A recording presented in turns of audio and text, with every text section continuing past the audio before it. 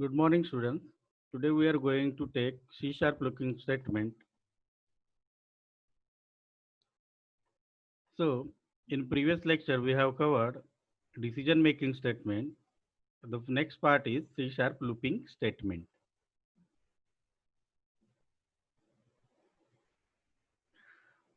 Let us first discover what exactly we mean by decision making statement. In programming, to perform particular task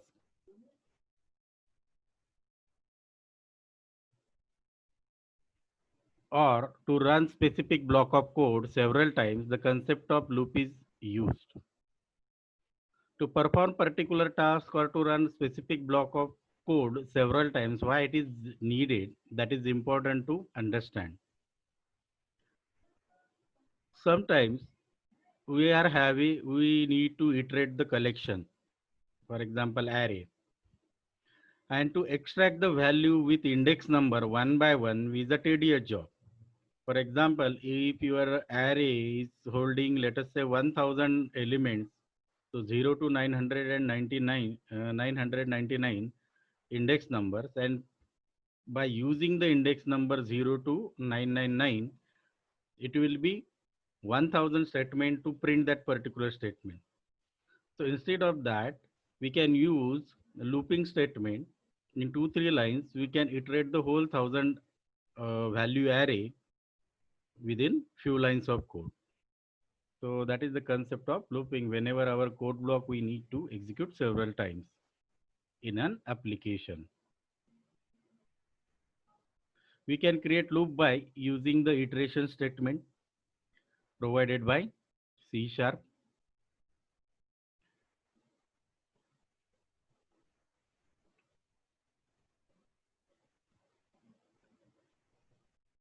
Iteration statement can cause embedded statement to be executed a number of times, subject to the loop termination criteria. So till what time the loop will continue to execute? Obviously, in iteration statement, we are providing some condition that will tell the loop where to stop.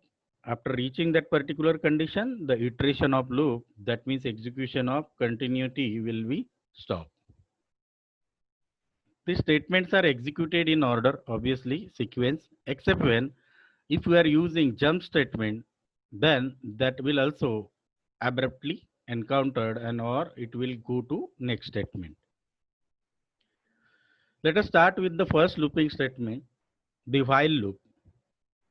For repeating C sharp statement, while a condition is true, the while provides necessary mechanism.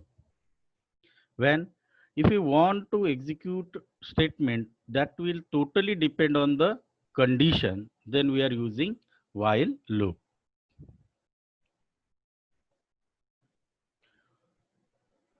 Syntax: we have to first write some initialization variable which will depend or play an important role in our expression. The while keyword and the expression will go here, that on which condition the while loop supposed to execute. So obviously inside curly brackets we have to write our statement block that will execute if we are going to or that particular condition is met, and after that particular statement block we can write our increment or decrement operation. So the execution of while or other looping statement also depends on increment or decrement operation, in which way, whether it is going in forward direction iteration or backward directed decrement operation. The first come initialization of counter variable. Next, there are some expression, that is a condition statement in while. Inside the block, the increment and decrement step will be the operation. So let us take a program to print 1 to 5 numbers. So we have initiated with the namespace here, code block using system. Our class is demo, that is the temporary name we have given. Code block, you are very well aware about that, public static void main and string argument parameters. So obviously we are just taking a initial variable 1, st is equal to 1, while st is less than or equal to 5. This is our condition, because our program tells us that we have to print the number from 1 to 5. So exactly 1 to 5. So in while we have given condition, our initial variable is starting with value 1. So 1 itself will be considered here, and until unless st is not going to greater than or equal, less than or equal to 5, the loop will continue to execute. So let us have a look on next statement. We are writing it console.writeLine st. So obviously st will be printed. What is the value of st? 1. So 1 will be printed. First condition will be checked. 1 is less than or equal to 5. Yes. So console.writeLine st will be printed as per the code block. Then we have written st plus plus. Okay. So what is the initial value of st? 1. So st plus plus, when it will go to that statement, st plus plus will become 2. Then obviously again it is going back to while statement. So it is now called as iteration. First iteration is completed, and this iteration will go until the condition is going to become false. So st's value after st plus plus is 2. Then again console.writeLine it will print st. Current value is 2. So it is going on like that, st 3, 4 and 5. When the value of st will become 5, so then again it will check st is less than or equal to 5. Yes, it is not less than, but it is equal to. So again console.writeLine st will print 5. Then on the next statement st plus plus, then value of st will become 6. Then again it will go to while and check st is less than or equal to 5. No, because it is 6, neither less or nor equal. So that's why the loop will terminate. That means because the condition false, it will not go inside the while loop. So you can observe the output on the screen. It will print 1. Okay. Then st2. Okay. Next, if st plus 1 equal become 2 plus 1, 3. 3. Okay. Value of st will be 3. It will print it 3. Next, obviously st plus plus will become 4. Then value of st will become 4. Then output will be 4. Okay. The next step, st plus plus will going to give us 4 plus 1, 5. Then again st value become 5. Then 5. Okay.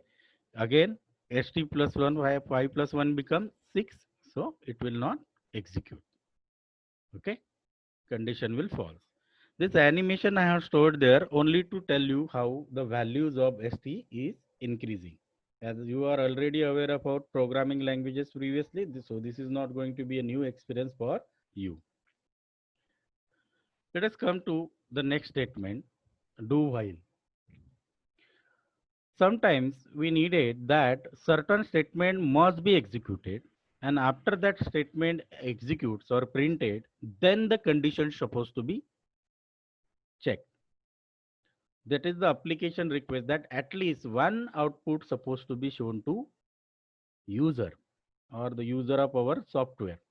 So in that condition, the next particular things are depending on iteration. So we are putting that in while loop. It is a joint venture. So do will make sure that your statement will execute at least once, and the while will depend on condition. The conditional expression appears at the end of loop because the first statement is mandatory to execute at least once. After that condition is checked, after body is executed, so the statement block in loop execute once before the condition is tested. Let us see the syntax. So this is the syntax of do while. First, do keyword will be there. After that, do statement ka bracket will be there. So these are the bracket block that is after do will execute in empty place.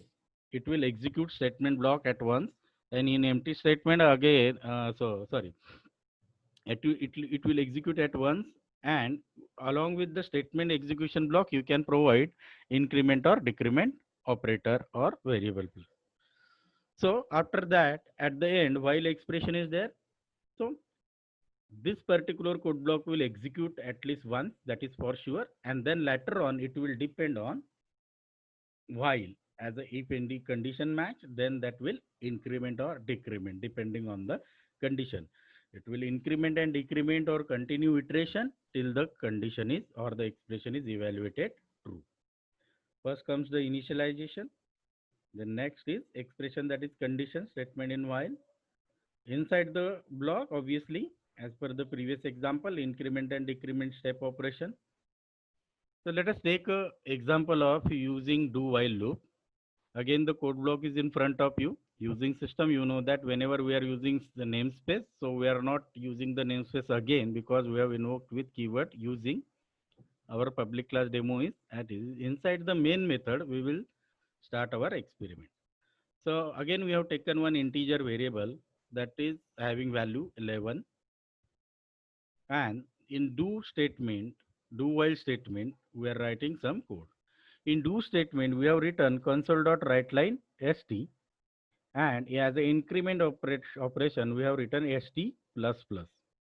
In while, we have given the condition while supposed to check whether st is less than or equal to 10. Okay, whether st is less than or equal to 10.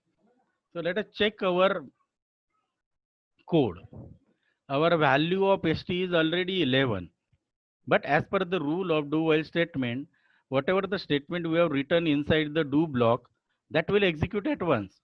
So console.writeLine st, first it will print 11 because till that time, as per the syntax, there is no condition to execute do statement. But after that there is a while condition at the end of this particular structure. So when st plus plus will go, so it is initially 11. So 11 will become st plus plus 12. And then it will go to check condition, st is less than or equal to 10. No, it is not there. So it is not supposed to print the any further output. So loop will terminate here. Okay. So output we are getting 11, though our condition is not met. So what is the reason?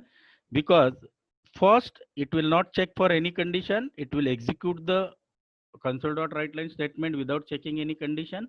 After increment, at the end of the syntax, it will check for condition. So as initial value is before checking the condition is 11, so that's why output you are getting 11.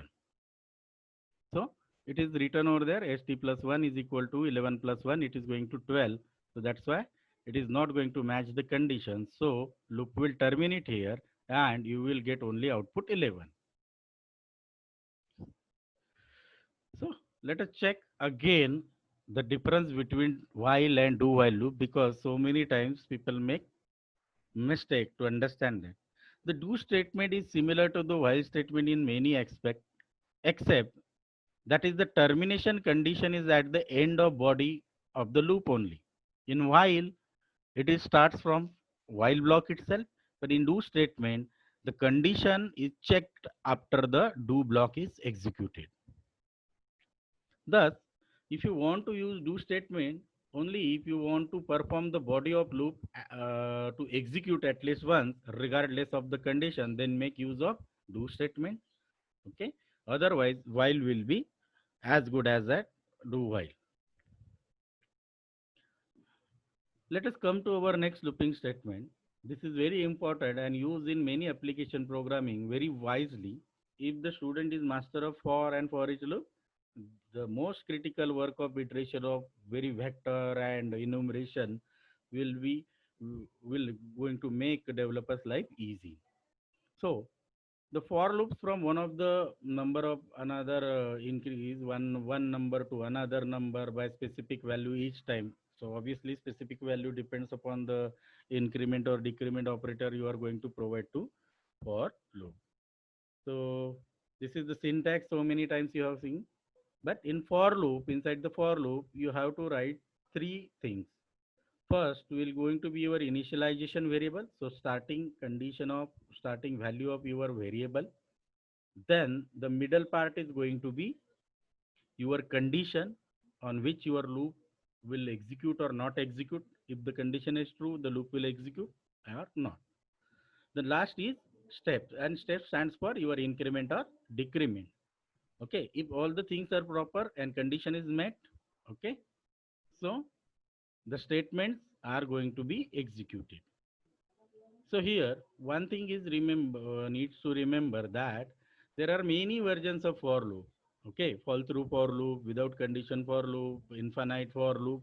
But we are going to stick with simple examples that we are going to use in our application. Another thing here to remember as after every statement block, after initialization you have to use semicolon, and after condition you have to use semicolon while writing.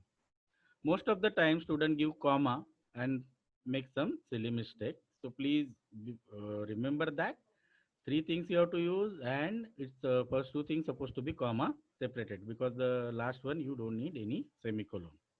Okay. So let us again going to review the syntax. First comes the initialization of counter variable. Next, there comes a certain conditional statement separated by semicolon again. The last is increment or decrement operation, that is called as step. Okay. In previous statement, it was written that last step is also used as a semicolon, that is not required. So let us get an example of use of for loop using system, that is our code block. Let us start with for loop itself. So let us check what is the condition given there in for loop. So we have created the integer, we have using variable I equals to 1. So initial value of our particular variable is 1, and we are checking I is supposed to less than or equal to 5. So that is our main condition. I का value less than और equal to 5 होने तक ये statement execute होगा. But incremental counter is also going to tell how many times the loop will execute, because we have used only here I plus plus, that is going to give you only single precision increment counter. You can also use I plus 2, I plus 3, I plus 4. So that is the different thing. Let us check with the simple example I plus plus. So it is going to increment 1 by 1. Inside the for loop, we are writing something I is less than or equal to 5, console dot write line I. So we are printing the value of I. So I ka value is 1 right now inside the loop, and it is less than or equal to 5. So console dot write line will print I as 1 at initial time. The loop will continue. The second time, because of this I plus plus, the value of I will become 2. Okay. So that is again going to execute. Then obviously I is going to I plus 1. Next time value of integer 2 will be again less than 5. So that will be also executed. Okay. Then obviously you can see the output also. I ka value is now 2. 2 plus 1 3 is condition is matching. So 3 will be again printed. Okay. Now again increment operator is giving you plus. So I ka value is 4. Now I is less than 5. 4 is less than 5 again. So again the 4 will be printed. Next time the incremental counter makes it 5. So value 5 is matching, at least not less but matching. So that's why 5 will execute. So again we can get a 5. But now the value 6 again not matching the condition. So the loop will terminate and we are getting our statements. The next and new concept that is introduced in Java also as well as in C# called as for each loop. This particular loop is very well used in used with string collection, where we need not to tell where to stop. Okay. So because once the string iteration is completed, statement is completed, the loop is going to automatically stop. Most of the time it is used with strings, but it can be used with another variable also. It is used for iterating over elements of array and collection where the certain boundary is already predefined. So data type, generally it is used for string, but most of the times data type can be vary. But once the collection ends, it stops automatically. So again, in another word, if you want to iterate the complete collection. Okay, without any condition, you want to extract the each and every value of collection, then you have to use for each loop. So you need not to worry about condition is matched or not, or again you need not to worry about the incremental operator. The for each loop will help you to extract or read or execute the value one by one. So it is very having very simple statement. For each is the keyword. You can see that this is the keyword and it is in all small case. So first you have to create your local variable. That's why I have shown in this bracket. So for example, integer a or string something, that local variable, and then you have to use only one keyword, that is in. So first block is you are going to your local variable, and local variable obviously you are going to give it data type. Sometimes if your variable is declared before for each loop, then no need to give data type. Similarly, like for in for loop, what we did in last example, previous example, integer I we have declared first, and then we have initialized I is equal to 1. So same thing can be done with for each loop. So this is going to be your variable, then in keyword, and then array. So array is going to be collection. So you need not to iterate or give increment operator or condition. The for each loop doesn't care about anything. It just extract the values from provided array or collection. So obviously the statement block will going to extract the array. So here variable type used for collect the item from the collection, that is our variable that's supposed to be executed one by one. So you need not to care about the indexing here. So that's why for each loop makes our life simple as writing the program, because we have to stop at the end and extract the every value. So it gives us a simple syntax. So collection of items or given array name will be the third option. This will be more clarified by going through this example use of for each loop, not the for loop. Okay. So let us just find out our initial string array. We have taken some number, CLR number, and is having some color number name is red, yellow, and green. So just to show you a simple example, our collection is having three values, red, yellow, and green, and our array name is CLR name, NM. Let us write the for each statement. So we have created the local variable I told you as previously told, string s. So first two things, string and s is our local variable for iteration value printing. Then the in keyword, that is a compulsory keyword in for each loop. Okay. So we are talking about our local variable in the numbers, which is that is the array of strings which hold some value. So how can we read this statement? So we are providing a for each loop. We are going to extract the value in the variable string s, okay, in the character array CLRNM. So the string s is our local variable which is going to help us to print the value, because we cannot directly print the array. So in for loop, if same thing we have to do, then we have to create the variable for printing the value, and along with that we have to provide the index number. So that increases our code. Here we are just providing the variable name string s, and the system is going to automatically find out the index, because this loop is going to be executed in constant manner, in sequential manner, starting with index 0 to last index of the given collection. Okay, so here three values are there. So red index is 0, so it will start with 0 and will stop at index 2. There is no condition. So whenever we are writing console.writeLine s, so our string s is local, s we are finding in CLR number.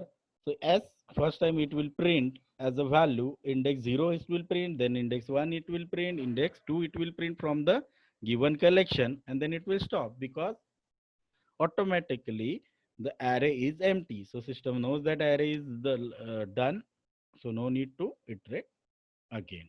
So first it will print red, next time it will print yellow, and then third time when the console.writeLine print, then it is going to print green.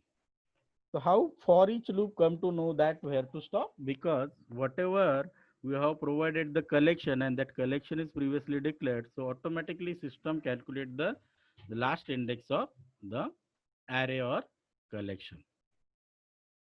So difference between for and for each loop, we have already discussed while explaining the program, but still, for loop executes a block of code until an expression returns false.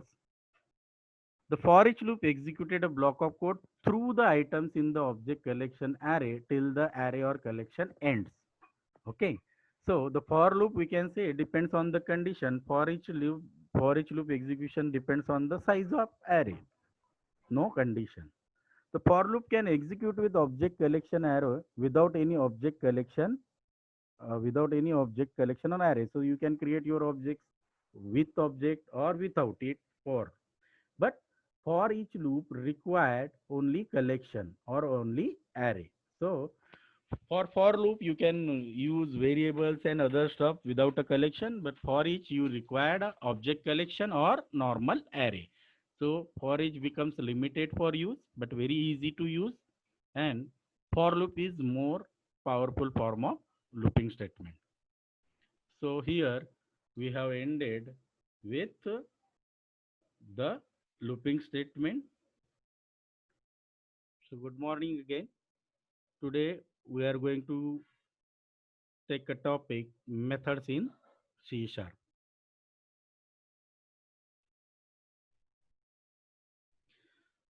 So method are the specific block of code in program which is identified by their name. So every method is having a particular name. It is required to have a particular name in C sharp so that later on we can invoke the method by using their name and providing the parameters they require. A method allows us to encapsulate piece of code and call it from other parts of our code. So some small sort of code or some important part of code supposed to be there in our code. One thing is remember how much the line supposed to be inside the method block. कितने lines का method हो सकता है? As per the traditional programming language, there is no hard and hardbound rule that कि आपका method इतने lines का होना चाहिए उतने lines का होना चाहिए. But if your method contains the 100 or 200 lines of code in single method, the readability of program and it becomes very critical to read that particular code of block and modularity will be lost. So it is told that if your method cross 10, 15 lines, you're supposed to go to separate method and then that method you can call in your method. That is called as calling method within method. So you have to keep your method short. Okay. Sometimes we can see that key it can be it can be more than one. It can be more than number of lines whatever stipulated or speculated, but it should not be good. Okay, so in normal terms we can have 20 25 lines ka method but not more than that, because you are going to lose your code modularity and readability. So this is the syntax of method. First, you have to write the visibility. That is, we are referring as a public, private, protected. That is called as access specifier. That tells us in object-oriented environment or paradigm who can access our method or the which particular code block can see or access our method. So that is also referred as visibility. Then the every method must have some return type. If there is no return type, we are using void. But because the method block can return a value, so return type is also required. Obviously, third part in syntax is going to be your function name and the parameters. Obviously, parameters are going to be optional, but sometimes you can use the parameter if you are getting or executing the function depending on the values provided by the user. At that time, your method must have parameters. So obviously after that your method code will be there. So let us have an example. Public void hello C sharp. So here public is your visibility access specifier. So that means this method is public. So class can easily use it. We will talk on public or access specifier later on. But the return type of method is C sharp. So this particular method doesn't return any hello value, and method name is hello C sharp. So in method block you can write something. The first part, public, is access modifier, and it is optional again because by default it is going to be there. If you don't define any, the method will be private by default. In C sharp, if you are not going to provide any access specifier to your method or class, it is going to be private by default. So you need to remember this particular thing, because if you are not going to give access specifier to any method or class, that will be treated private in C sharp. Next is the data type to return, which is void in above example. Void means that method is doesn't returns anything. Also, this method takes no parameter. Okay, this method takes no parameter, as we can see from the empty set of parentheses. If you want to call some class method, so in main method, then following code is used. Our method name is hello C sharp. The parenthesis is obviously here in typing there is a space after hello C sharp, that should not be there. Shouldn't remember, for calling the method after immediately this method name ends. So here after P, that bracket supposed to be there and the second bracket supposed to be there, and with semicolon you can call the method. We can also call the method of another class by using its object name and dot operator as shown below. So my object here we are considering is the object created for some class, and in that class we have written the hello C sharp method. Remember, I am repeating, the hello C sharp method supposed to be there in that class for which we are creating the object and calling the method. So again here my object dot hello C sharp, you can call the method. In previous example, when when I taught you the methods of some of the class like maths, date and time span, I have told you about static methods. The method which are static, that methods can be invoked or called using name of class. You know that math dot you are using round or some other method, math dot log, like that. So there M is capital, math is pre-built class, so you can call it. But this method is public, it is not a static. That's why you have to call that method with the help of object. So my object dot hello C sharp is your method. So automatically the hello C sharp method will execute, and whatever statement you have written, that is going to be executed. The my object is the name of object on which we are calling the method hello C sharp here. Let us have a look about the method parameters. Methods can also accept the information through parameters. The parameters are declared in similar way to the variables. Okay, but their scope of existence will be only within that method block. So after method name there will be curly bracket and ending curly bracket. Within that bracket, whatever parameter ka data type and variable is there, that their scope will be there, not outside that method block. For example, here we have taken a private integer add. This is the name of our method. Okay, so integer add, integer, here we have taken two parameter, integer number 1, integer number 2. If there are more than one parameter, it's supposed to be separated by comma. So here you need to first understand the thing, how to write a method. The method ka access specifier is private. The return type is integer. So this method will provide you a single integer value after calculation. Okay, and then add single integer value because of the code. If you are going to return the array of integer, then it can be multiple integer value. But here we know that we are returning single value. The method name is add. Inside that method block, we have written two parameters. So here, this integer number 1 and integer number 2, you cannot use outside this particular bracket, ending bracket ka bahar, or previous that, before that, because its scope is remaining to only this first bracket after this number 2 wala this curly bracket first and to curly bracket end. Okay, so num1 and num2 will be exist only for this method block. So what our method is doing here, integer number 1, integer number 2 we are giving and returning number 1 plus number 2. obviously if there are two value, number 1 plus number 2 will going to give you addition of number 1 and number 2, and that will be again the integer value. And so whatever variable or object we are going to use to access this method, that value of this method you can assign to another integer variable. So when calling a method, you need to specify any required parameters in parentheses or use the empty set of parentheses if no parentheses are required. So no parentheses ka example we have already taken in the method.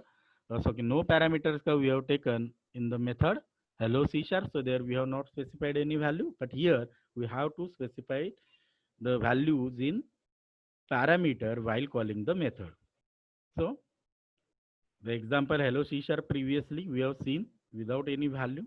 And if you want to call this add method, because the declaration of method asks for two variables with the value, so we have provided add 27 and 11.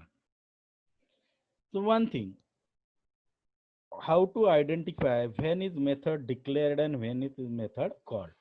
I have seen the students, those who are writing the method in TYBS CIT with the first example, just look at the after this one first yellow line, private integer add, they are writing properly, then integer num1, yes, they are writing properly, comma, integer num2, yes, they are writing the parentheses, and at least in every batch since last 2-3 years, after parentheses, they are writing semicolon after that. Okay. This is a small silly mistake when students might do in their programming, because they know calling the method requires the semicolon. At the last yellow line tells you add 27 comma 11 and then semicolon. This is called as calling a method. Please remember one thing. Second time I am just telling you, whenever we are declaring a method, then that doesn't declaration first statement doesn't ends with semicolon, because it is not ending here. It is just the starting, because method block is from this P private. I'm referring to first example integer add wala complete. Okay. This private to last bracket. So there is no need of semicolon here after this private wala line, or whether it is public or anything. I'm just making a general statement. Most of the students are making this silly mistake where they are writing a method and they are asking, yes sir, where is the error? Everything is perfect. And they are writing semicolon after this parenthesis. So please remember that. Okay. In method, after calling the method, at the time of calling the method, semicolon is required. Okay.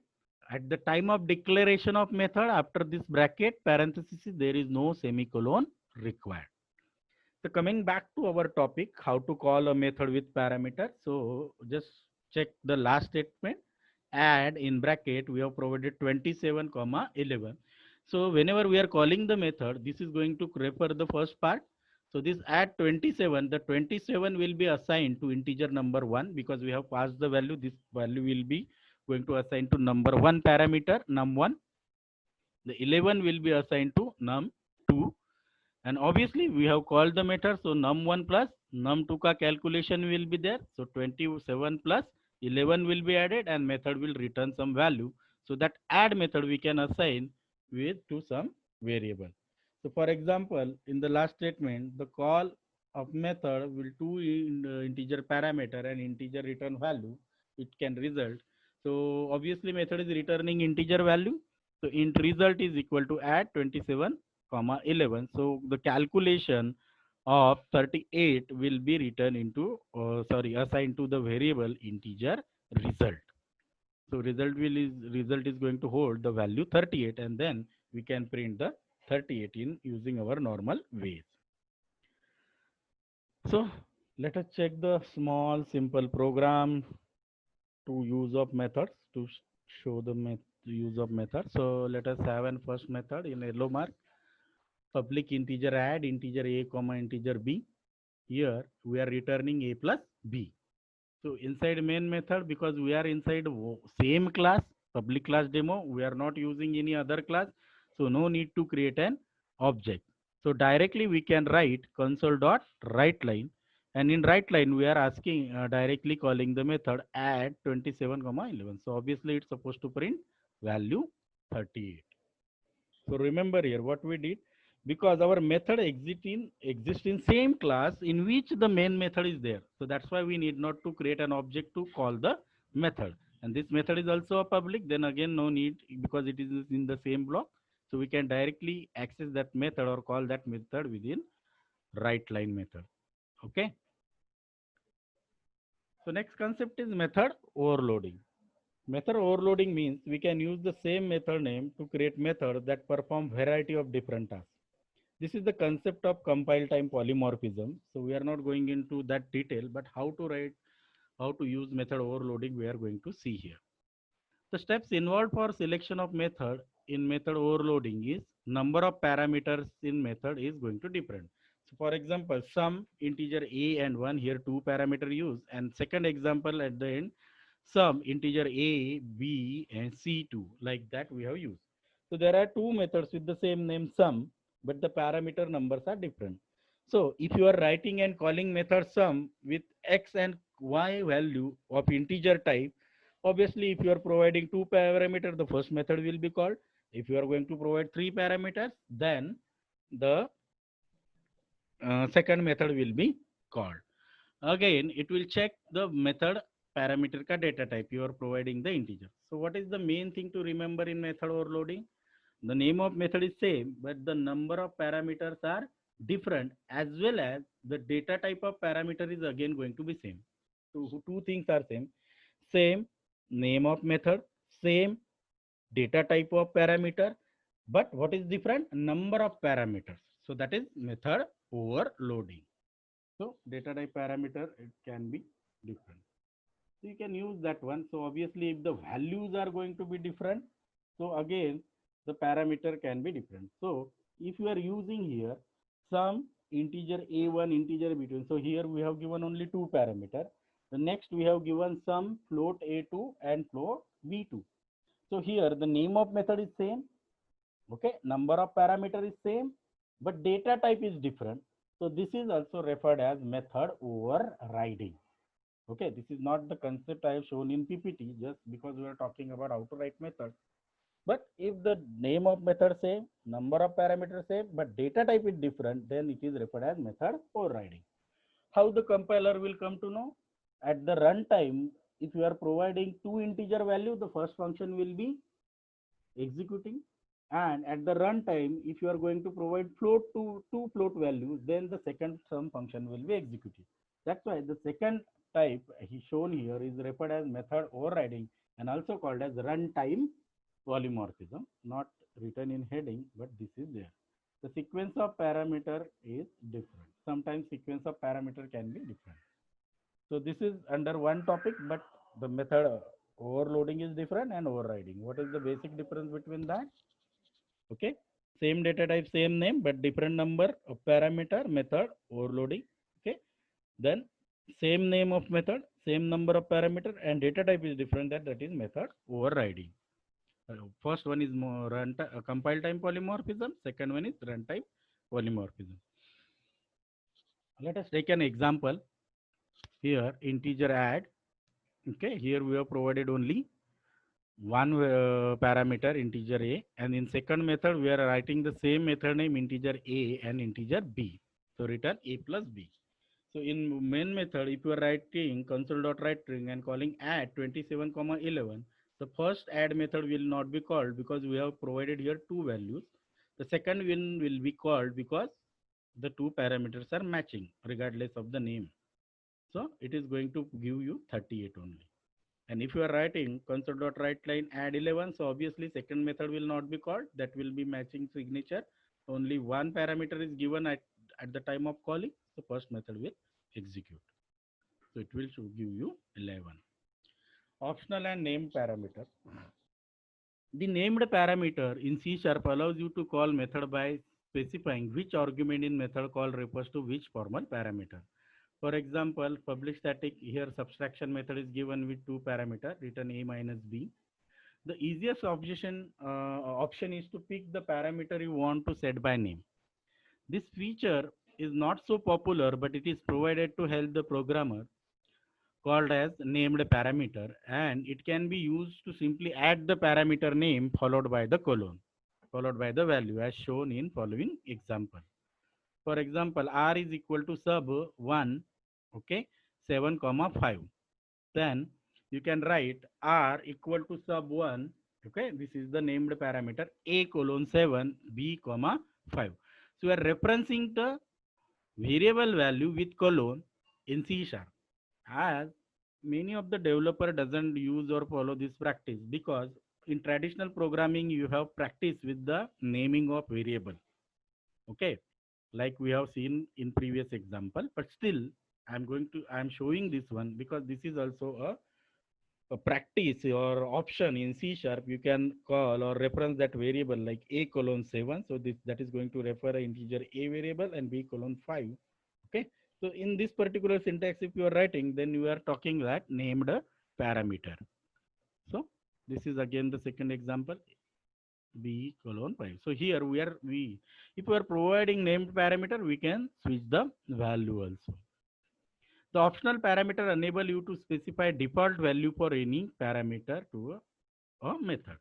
So what is that? A7 and B5, that makes a fixed value that we are going to default. If the user is not providing any value to A or B in previous example, then the second line here, the A will be treated as a 7 and B will be treated 5.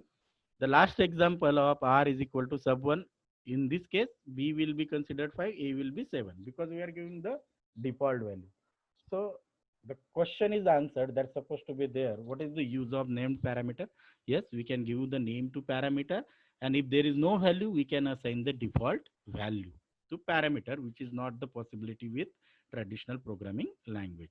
So here you can see if you are returning a minus b, so obviously how it will be become. So let us take an example.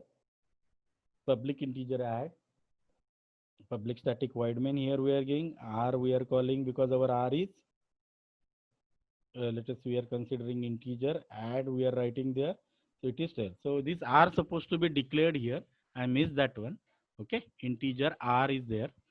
Okay, then console dot write line r, one statement supposed to be there, integer r semicolon, then r is equal to add 7 comma 5, so r will be 12. And then if we are calling r add 7, so console dot write line r will be there 7, because we have not provided the value, okay, to bear, because integer b is already defined with 0, so this is going to be default value. You getting my point? How this function is called with the name parameter?